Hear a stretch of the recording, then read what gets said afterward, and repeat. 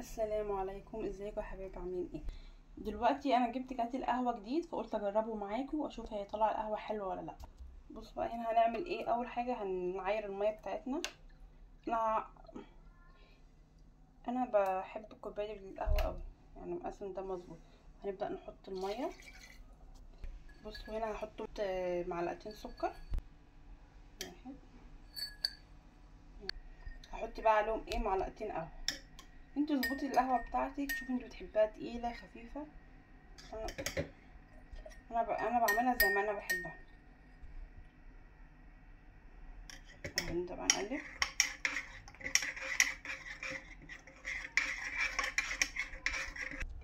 يلا بقى انا كده ايه هشغلها. هو نتك هنا بس كده. فانا ايه هنا ايه شغاله اهيت. بصوا هي خلصت معايا اهيت. اول ما غليت من الجنب طفيت عليها.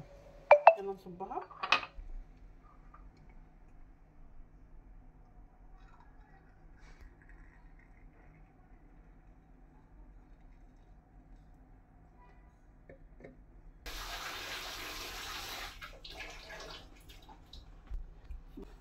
هو عموما القهوه طالعه بوش وشكلها حلو، بس اهم حاجه الطعم، ولازم اشوفها مستويه ولا لا.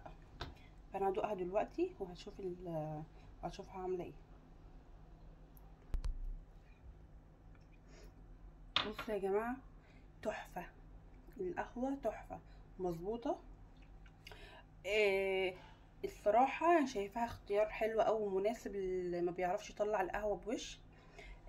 غير كده ان هي انجزتها في ثانيه.